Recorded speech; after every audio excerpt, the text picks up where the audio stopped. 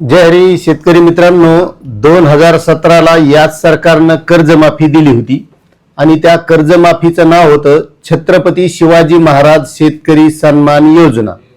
आता त्यावेळेस काय करण्यात आलं होतं, जे जे शेतकरी पात्र असतील त्यांना आपली केवायसी करणं गरजेचं होतं।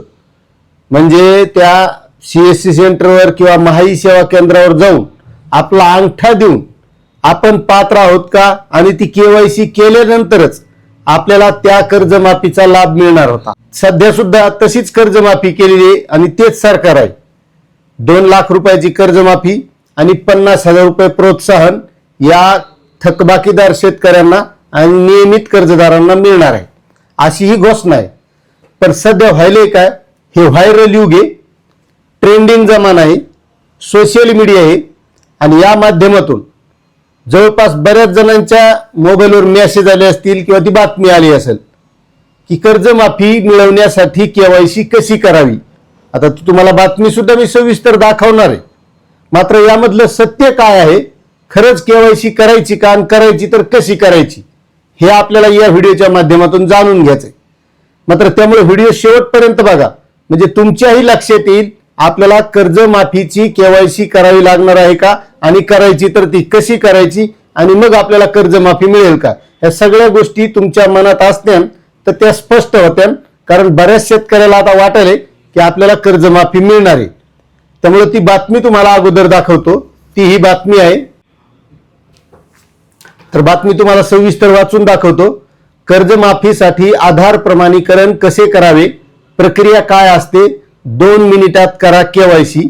आणि त्यामध्ये पुन्हा दिलेलं आहे आधार प्रमाणीकरण केवायसी कसे करावे, तर आपले सरकार केंद्र सीएससी सेंटर सर्वात जवळच्या आपल्या सरकार सेवा केंद्रात जाऊन आधार प्रमाणीकरण केवायसी करून घेणे सर्वात सोपा पर्याय आहे। आवश्यक कागदपत्रे, आधार कार्ड, बँकेचे पासबुक आणि मोबाईल नंबर सोबत ठेवावा। प्रक्रिया कशी असते, केंद्रावर आपले बोटाचे ठसे म्हणजे बायोमेट्रिक किंवा OTP द्वारे आधार प्रमाणीकरण करून घेणं गरजेचं आहे।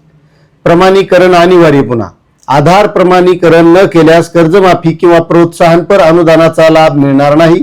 नियमित कर्जदार, जे शेतकरी नियमित कर्ज फेड करतात त्यांना 50,000 रुपयापर्यंतचा प्रोत्साहन अनुदानासाठी हे प्रमाणीकरण करणे आवश्यक आहे आणि वेळेची मर्यादा सुद्धा दिलेली आहे। सहकारी विभागाच्या सूचनेनुसार पात्र शेतकऱ्यांनी त्वरित केवायसी पूर्ण करावी।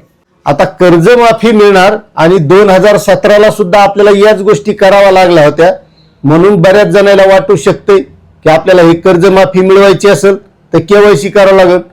मग शेतकरी काय व्हायले, त्या सीएससी सेंटरवर किंवा महाई सेवा केंद्रावर चाललेत, पण त्या महाई सेवा केंद्राला आणि त्या सीएससी सेंटरवाल्याला हे केवायसीचं काहीच माहित नाही। त्याचं कारण असं आहे की केवायसी करायचं तसं काही सर्क्युलरच आलेलं नाही, कारण कर्जमाफीची घोषणा झालेली, पण नेमकी कोणत्या शेतकऱ्यांना मिळणार। आता ते थकबाकीदार 30 सप्टेंबर 2025 ते ठीक आहे, पण त्यामध्ये सुद्धा आणखी बरेचसे निकष येणार आहेत आणि तसे निकष आणखी आलेलेच नाही, म्हणून बरेचसे कर्जदार शेतकरी, काही नियमित कर्जदार शेतकरी हे त्या सीएससी सेंटरवर महासेवा केंद्रावर चाललेत आणि मला केवायसी करायची म्हणाले। आता त्याला समजणं नेमकी केवायसी करायची, पण करावं कशी, कारण तसं काही नाहीच ना। आता ही जी बातमी दिलेली तर हे सांगण्याचा उद्देश असा आहे, हे लक्षात घ्या महत्वाचं। आता हा जो काही कर्जमाफीचा डेटा आहे का, तो मागच म्हणजे जवळपास फेब्रुवारी महिन्यातच सरकारनं मागून घेतलेला आहे की कोणते थकबाकीदार शेतकरी आहेत आणि कोणते नियमित कर्जदार शेतकरी आहेत। पण याचा आता उद्देश काय आहे, जर समजा उद्या आपल्याला आता थकबाकीदार एखादा शेतकरी असेल आणि त्याचं कर्जमाफीमध्ये नाव आलंय, पण त्याचं जर त्या बँकेला आधार लिंक नसेल, त्या शेतकऱ्याकडे फार्मर ID नसेल, त्या शेतकऱ्याने त्याच्या बँकेच्या खात्याची केवायसी केलेली नसेल, तर त्या शेतकऱ्यांना या कर्जमाफीचा लाभ मिळणार नाही। हे जे नियमित कर्जदार शेतकरी आहेत त्याला प्रोत्साहन पर 50,000 रुपयाचा लाभ मिळणार नाही, असा या बातमीचा उद्देश आहे।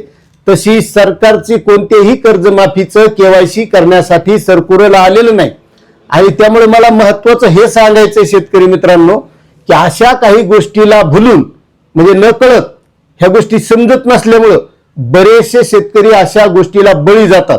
आता प्रत्येक शेतकऱ्याच्या हातात मोबाईल आहे, उगाच काहीतरी केवायसी अपडेट करा म्हणून व्हॉट्सअपवर मेसेज येतो, तो शेतकरी केवायसी करायला जातो, तिथं आधार नंबर टाका, मोबाईल नंबर टाका, आलेला OTP टाका. असं ज्यावेळेस तो प्रक्रिया करतो, मग त्याच्या खात्यात जर का काय असले का 10-5 हजार, त्याचा कार्यक्रम लागतो. त्याच्यामुळे तुम्ही एक गोष्ट करायची की अशा कोणत्याही लिंक आल्यानं त्या लिंकला क्लिक करायचं नाही. आणि जे काही कर्जमाफीबद्दल नवीन अपडेट अशी माहिती येईल ना, तर आपण या चॅनलच्या माध्यमातून देत असतो. कारण आपलं हे चॅनल एका वेणुगंगा शेती योजना हे फक्त शेतकऱ्यांना कसा फायदा होईल, शेतकऱ्यांच्या फायद्याची माहिती देण्यासाठीच आपलं चॅनल आहे.